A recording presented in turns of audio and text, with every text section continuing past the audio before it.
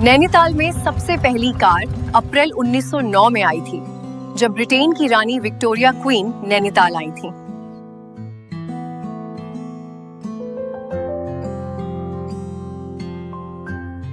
नैनीताल के लोगों ने जब पहली बार इन कारों को देखा तो वे घबरा गए थे, क्योंकि ये उनके लिए एक बिल्कुल नया अनुभव था। इसे देखकर लग रहा है जैसे भैंस का बच्चा आ गया हो। घबराओ मत, ये बस एक कार है जिसमें बैठकर तुम हर जगह जल्दी पहुंच जाओगे। 1910 में कारों को पहाड़ पर चढ़ाने के लिए कई लोगों को धक्का लगाने के लिए रखा जाता था, क्योंकि इंजन उतने ताकतवर नहीं होते थे। –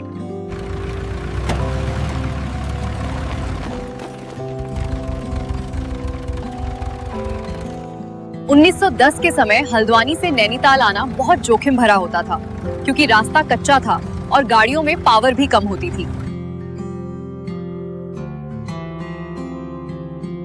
लेकिन दोस्तों, अंग्रेजों ने नैनीताल से हल्द्वानी वाली सड़क को 1930 तक आते आते पक्का कर दिया था। तब यहाँ यूरोप से और भी आलीशान कारें आने लगी थी।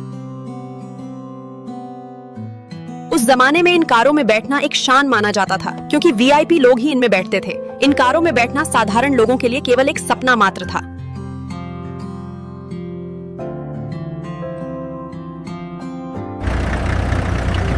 हम अंग्रेज लोग तो इन आलीशान कारों में बैठते थे, लेकिन नैनीताल के लोग आजादी के बाद भी इन कारों में नहीं बैठ सके।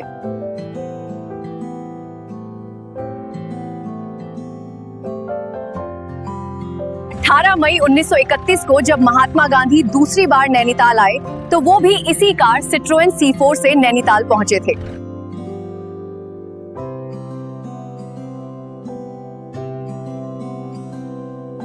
ये 1920 का नैनीताल है दोस्तों।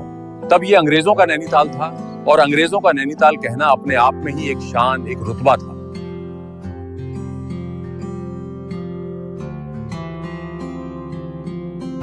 माँ, मुझे भी इस कार में बैठना है। बेटा, ये हमारे लिए थोड़ी ना है, इसमें तो बड़े बड़े ऑफिसर बैठते हैं।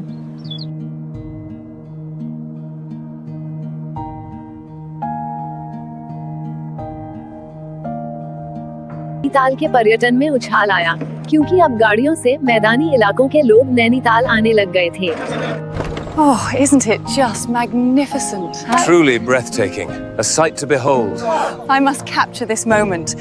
1930 के समय हमने नैनीताल से भीमताल सड़क का निर्माण शुरू कर दिया था, ताकि नैनीताल से भीमताल आना जाना जल्दी हो जाए।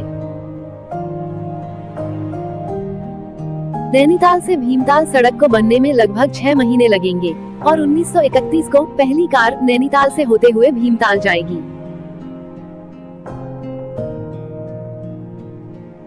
लेकिन दोस्तों, अंग्रेजों ने नैनीताल से हल्द्वानी वाली सड़क को 1930 तक आते आते पक्का कर दिया था। तब यहाँ यूरोप से और भी आलीशान कारें आने लगी थी।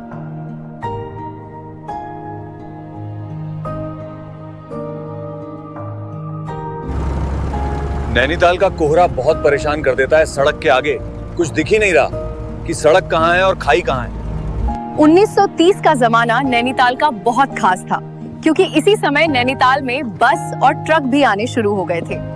आज पहली बार बस में बैठ रहा हूँ, बड़ा अच्छा लग रहा है। हम लोग अमीर हैं, तभी तो बस में पहली बार बैठे हैं। उस टाइम की गाड़ियों में अपर क्लास और लोअर क्लास भी होता था, और दामर नहीं होने से सब लोग भूल में सन जाते थे।